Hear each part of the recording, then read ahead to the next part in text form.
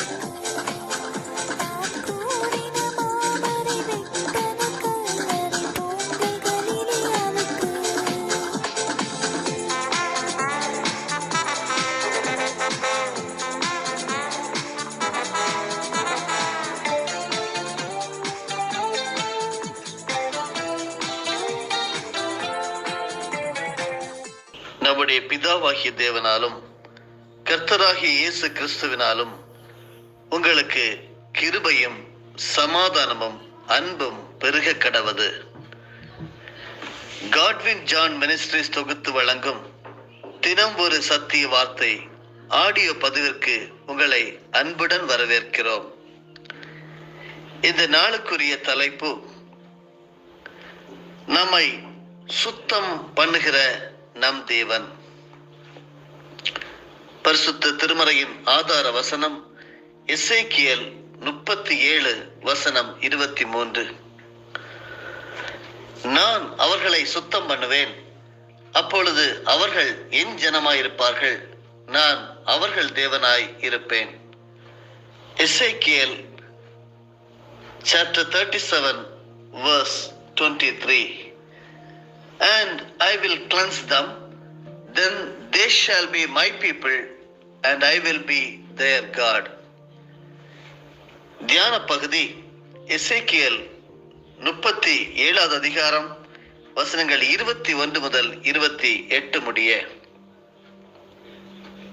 நீ அவர்களை நோக்கி, கர்த்தராகிய ஆண்டவர் உரைக்கிறது என்னவென்றால், இதோ நான் இஸ்ரவேல் வம்சத்தாரை அவர்கள் போயிருக்கும் ஜாதிகளிடத்திலிருந்து அழைத்து சுற்றிலும் இருந்து அவர்களை சேர்த்து அவர்களை அவர்கள் சுய தேசத்திலே வரப்பண்ணி அவர்களை இஸ்ரவேலின் மலைகளாகிய தேசத்திலே ஒரே ஜாதியாக்குவேன். ஒரே ராஜா அவர்கள் எல்லாருக்கும் ராஜாவாக இருப்பார். அவர்கள் இனி 2 ஜாதிகளாக இருப்பதில்லை. அவர்கள் இனி 2 ராஜ்யங்களாக பிரிவதும் இல்லை. அவர்கள் இனி தங்கள் நரகலான விக்கிரகங்களினாலும் தங்கள் அருவருப்புகளினாலும் தங்களுடைய சகல மீறுதல்களினாலும் தங்களை தீட்டுப்படுத்துவதும் இல்லை. அவர்கள் குடியிருந்து பாவம் செய்த எல்லா இடங்களிலிருந்தும் நான் அவர்களை நீங்களாக்கி ரட்சித்து அவர்களை சுத்தம் பண்ணுவேன். அப்பொழுது அவர்கள் என் ஜனமாயிருப்பார்கள், நான் அவர்கள் தேவனாயிருப்பேன். என் தாசனாகிய தாவீது என்பவன் அவர்கள் மேல் ராஜாவாக இருப்பார். அவர்கள் எல்லாருக்கும் ஒரே மேய்ப்பர் இருப்பார். அப்பொழுது அவர்களின் நியாயங்களில் நடந்து என் கட்டளைகளை கைக்கொண்டு அவைகளின்படியே செய்து நான் என் தாசனாகிய யாக்கோபுக்கு கொடுத்ததும் உங்கள் பிதாக்கள் குடியிருந்ததுமான தேசத்திலே குடியிருப்பார்கள். அவர்களும் அவர்கள் பிள்ளைகளும் அவர்களுடைய பிள்ளைகளின் பிள்ளைகளும் அதிலே என்றென்றைக்கும் குடியிருப்பார்கள். என் தாசனாகிய தாவீது என்பவர் என்றென்றைக்கும் அவர்களுக்கு அதிபதியாயிருப்பார். நான் அவர்களுடைய சமாதான உடன்படிக்கை செய்வேன். அது அவர்களுக்கு நித்திய உடன்படிக்கையாயிருக்கும். நான் அவர்களை நிலைப்படுத்தி அவர்களை வர்த்திக்க பண்ணி அவர்கள் நடுவிலே என் பரிசுத்த ஸ்தலத்தை என்றென்றைக்கும் ஸ்தாபிப்பேன். என் வாசஸ்தலம் அவர்களிடத்தில் இருக்கும். நான் அவர்கள் தேவனாயிருப்பேன், அவர்கள் என் ஜனமாயிருப்பார்கள். அப்படியே என் பரிசுத்த ஸ்தலம் அவர்கள் நடுவிலே என்றென்றைக்கும் இருக்கும் போது நான் இஸ்ரவேலை பரிசுத்தம் பண்ணுகிற கர்த்தர் என்று ஜாதிகள் அறிந்து கொள்வார்கள் என்கிறார் என்று சொல் என்றார். நம்மை சுத்தம் பண்ணுகிற நம் தேவன். உடல் சுத்தத்துக்கும் உடை மற்றும் உணவு சுத்தத்துக்கும் முக்கியத்துவம் கொடுக்கும் நாம் பல நேரங்களில் நம் சிந்தனைகளை, நம்முடைய உள்ளத்தை, நம்முடைய உணர்வுகளை சுத்தப்படுத்த முக்கியத்துவம் கொடுக்க தவறிவிடுகிறோம். உணர்வு அல்லது உள்ளம் சுத்தமாக்கப்பட சுய முயற்சி மட்டும் போதாது, ஆண்டவருடைய பெரிதான தயவு நிச்சயமாக வேண்டும். ஆண்டவருடைய தயவை பெற்று சுத்தமாக்கப்பட்டு சுத்தமாக்கும் பணியை யூகோஸ்லேவியாவிலிருந்து இந்திய மண்ணுக்கு காலடி எடுத்து வைத்தவர் தான் அன்னை தெரேசா. கல்கத்தாவில் அவர்கள் வந்து இறங்கிய போது கண்ட காட்சி கண்ணீரை வரவழைத்தது. வறுமையின் கோரப்படியில் ஏழை தொழிலாளர்கள், வேலையில்லா திண்டாட்டம், பசியுடன் காத்திருந்த குழந்தைகள், சாக்கடை அருகிலேயே சமையல், சுகாதாரமற்ற குடியிருப்புகள், தொற்று வியாதிகள் என மக்கள் படும் கஷ்டங்களை பார்த்து தெரசா மனமடைந்து போனார். ஏழை பிள்ளைகளுக்கு கல்வி அளிப்பதோடு நின்று விடாமல் சாக்கடையை சுத்தம் செய்வதும், சாக்கடையில் வாழும் குழந்தைகளை குளிப்பாட்டி சுத்தப்படுத்தி மறுவாழ்வு கொடுப்பதும் என கிறிஸ்துவின் புகழ்ச்சிக்காய் செய்த நற்செயல்கள் கொஞ்சமல்ல அருமையானவர்களே. கிடைத்த விருதுகளை கூட ஏழை மக்களின் நல்வாழ்வுக்காய் செலவிட்டார். 1979 ஆண்டிலே உலக சமாதானத்துக்காக நோபல் பரிசை கொடுத்து உலகம் அன்னை தெரசாவை கௌரவித்தது. சேரிவாழ் மக்களின் தாய் என மக்கள் மனதில் இன்னும் நீங்கா இடம் பிடித்திருக்கிறார். அருமையானவர்களே, நாம் இன்றை வாசிக்க கேட்ட தியான பகுதியைப் போல இஸ்ரவேலருடைய வாழ்க்கையும் உலர்ந்து போயிருந்தது, உருக்குலைந்து போயிருந்தது. அவர்களுக்கு உயிர் கொடுத்த நம் ஆண்டவர் அவர்களை அப்படியே விட்டுவிடவில்லை. அசுத்தத்தில் மூழ்கி போயிருந்த அவர்களை மீட்டு சுத்தம் பண்ணுகிறார். மீண்டும் தம் மக்களாய் ஏற்றுக்கொள்கிறார். நான் உங்களை சுத்தம் பண்ணுவேன் என சுக வாழ்வுக்கான செய்தியையும் கொடுக்கிறார். இன்றைக்கும் அநேக பேர் உங்களுடைய உடல் தூய்மை மற்றும்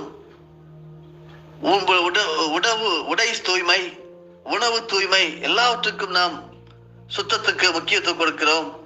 உள்ளத்தின் உணர்வுகளை சுத்தம் பண்ண நிச்சயமாக ஆண்டவருடைய தயவு வேண்டும். இதை நாம் இங்கு கற்றுக்கொண்டிருக்கிறோம். இன்று ஆண்டவர் நமக்கு தரும் சுகமான சிந்தனையும் இதுதான்.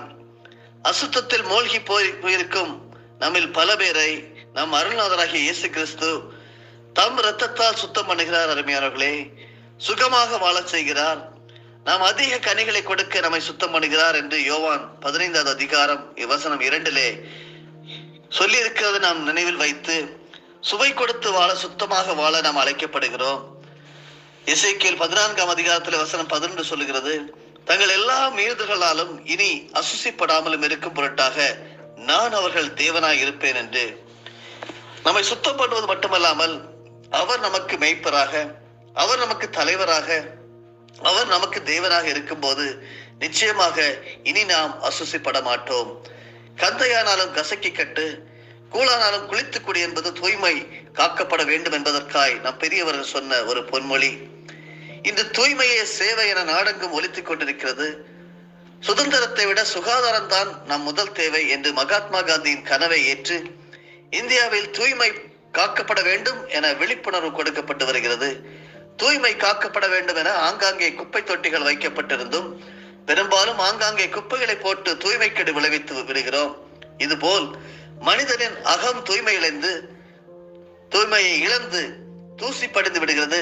எனவே தூசியை துடைத்து தூய்மையாக்க காக்க ஆண்டவர் இன்று காலை வேளையிலே உங்களையும் என்னையும் அழைக்கிறார். ஆண்டவருடைய உதவியால் தூய்மையை தன் வாழ்வின் இறுதி வரையிலும் கடைபிடித்த அன்னை தெரேசா மரண படுக்கையில் இருந்த போது பத்திரிகையாளர் ஒருவர் அவரை பார்த்து, உங்களை எல்லாரும் வாழும் புனிதர் என்று கருதுகின்றார்கள். ஒரு புனிதராக கருதப்படுவது என்ன உணர்வை தருகிறதாமா என்று கேட்க, அதற்கு அன்னை தெரசா, புனிதமான வாழ்வு என்பது ஒரு சிலருக்கு கொடுக்கப்பட்ட ஆடம்பரம் அல்ல, மாறாக ஒவ்வொருவரும் வாழ்ந்து காட்ட வேண்டிய கடமை என்று சொன்னார்கள். தன்னை கேள்வி கேட்ட பத்திரிகையாளனிடம், நீ உன்னுடைய பத்திரிகை பணியிலே புனிதம் உள்ளவனாக இருப்பதுதான் ஆண்டவர் உனக்கு கொடுக்கும் அழைப்பு என்றாராம். என்னை கேட்டுக்கொண்டிருக்கின்ற இறை ஜனங்களே, சுத்தத்தை காப்பது, தூய்மையை காப்பது என்பது நம் கடமை. இஸ்ரவேல் மக்களை தூய்மையாக வாழ அழைத்த ஆண்டவர் அவர்கள் தூய்மையிலிருந்து விலகி வழி தப்பி விடாதபடி தூய்மையை காக்க தேவனே உடனிருப்பதாக கூறுகிறார். வாழும் உலகின் தூய்மையை காப்பது என்பது இயலாததாகிவிட்டது. ஆனால் ஆண்டவர் நம்முடன் இருக்கும் போது தூய்மையை விரும்பும் நமக்கு தூய்மையாய் வாழ்வது என்பதும் இலகுவாகிவிடும். நிச்சயமாகவே.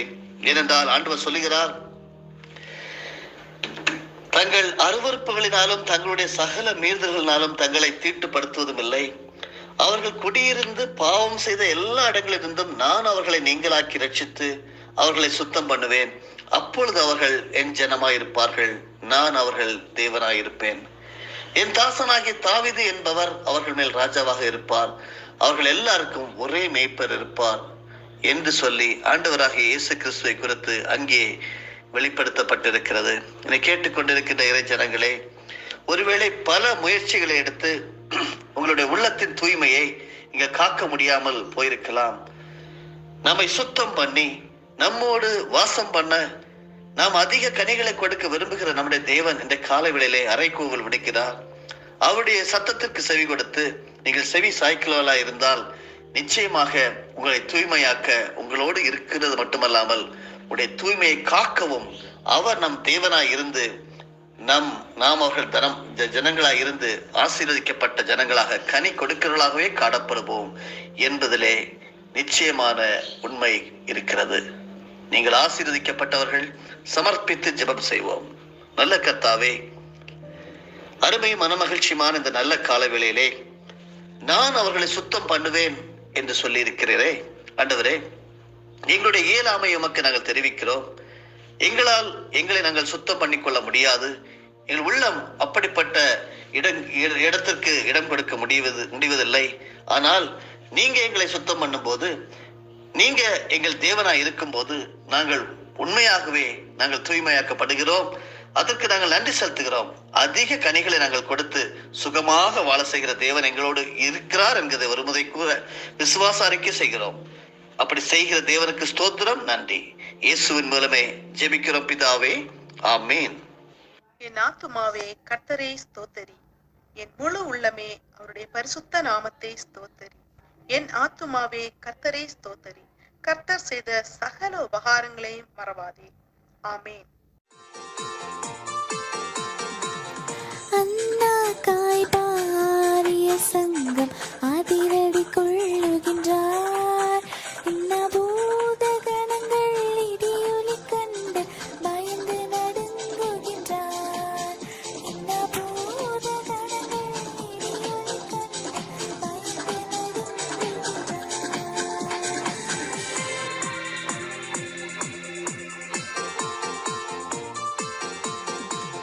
வாசல் நிலைகளை உயர்த்தி நடப்பும் வருகிற ஜெய வீரன். நாம் மேள வாத்தியம் கைமணி பூரிகை எடுத்து முழங்கிடுவோம். நாம் மேள வாத்தியம் கைமணி பூரிகை எடுத்து முழங்கிடுவோம்.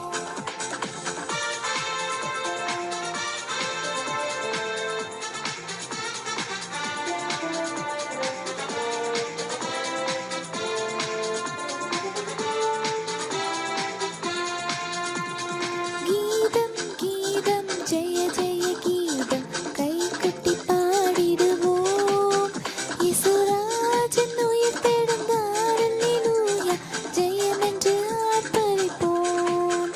இசுராஜன் உயிர் தெழுந்தார், அல்லேலூயா ஜெயம் என்று ஆர்ப்பரிப்போம். நம்முடைய ஆண்டவராகிய இயேசு கிறிஸ்துவின் மூலமாக உங்களை நாங்கள் மனமாற ஆசீர்வதிக்கிறோம்.